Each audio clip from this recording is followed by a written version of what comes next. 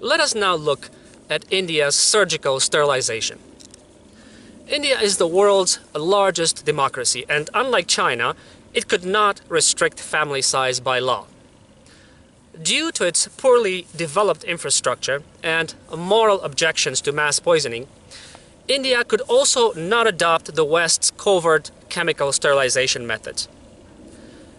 Its method of choice, coerced surgical sterilization, bypasses its infrastructure shortcomings and avoids the moral obstacle of poisoning its people.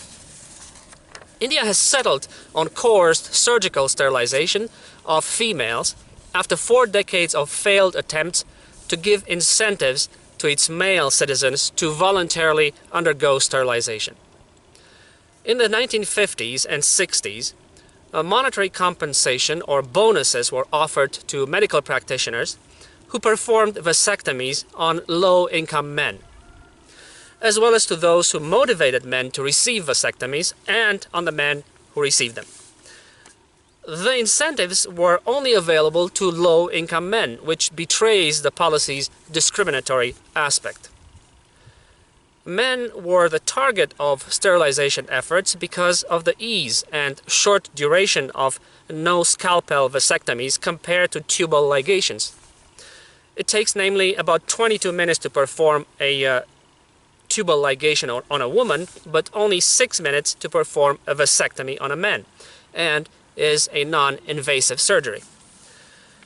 But even when better incentives were offered, such as land and fertilizer, there were not enough takers to decrease the national fertility rate fast enough, which is why in 1976 the government of India adopted a policy of compulsory sterilization and began rounding up the poor into sterilization camps. 6 million vasectomies were performed in 1 year, triple the previous number. This backfired quickly, and the compulsory law was removed a year later after having tainted the entire sterilization plan. After a cooling down period, the government began focusing on women and has proceeded since by tricking them into being sterilized.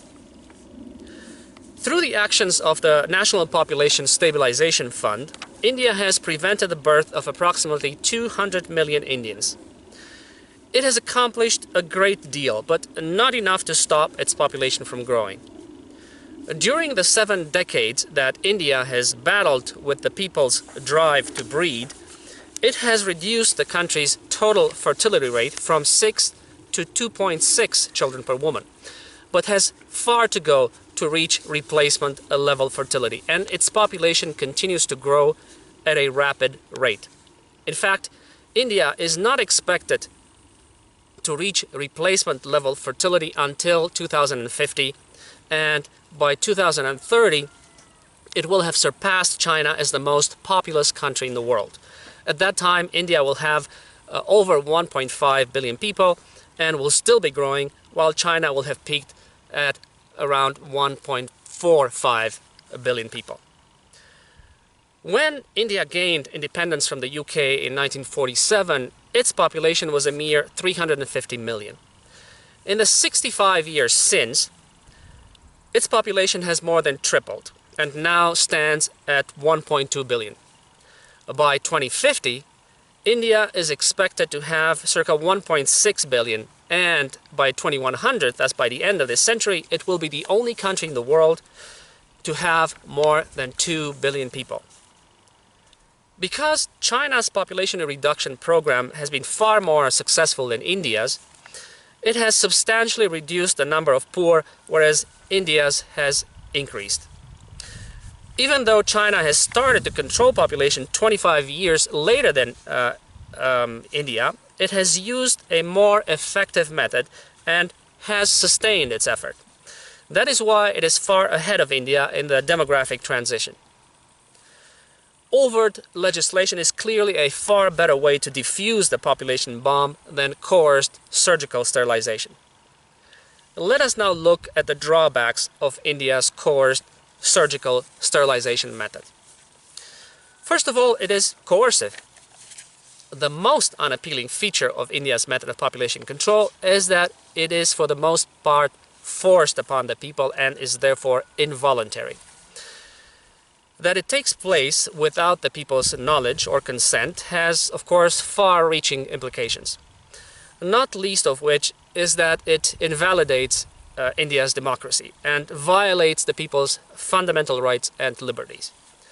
To get away with it, the country's media has been co-opted to maintain a veil of silence, which means that India does not have a free or truthful media either. Secondly, it is discriminatory. From the very beginning of its population control efforts, India has targeted primarily the poor, which makes for a discriminatory and divisive policy. This being said, its more recent efforts are more even-handed. Third, it is insufficiently effective. For coerced surgical sterilization to bring the nation's total fertility rate below replacement level, thus below 2 women per woman, which is necessary if the population is ever to decrease, it would have to be performed on most women after their first child and not after the second or third, as is currently the case. India's leaders, however, unlike their Western counterparts, are too humane to violate their people's reproductive rights to such an extent as to leave them with only 1 child or childless. But as India becomes more overcrowded and desperate, future generations of women will certainly find themselves sterilized after their first child. What India and China have in common as far as population control is concerned is that they both use methods that allow all women and all families to have at least 1 child. The same cannot be said about the Western method of population control, covert chemical sterilization.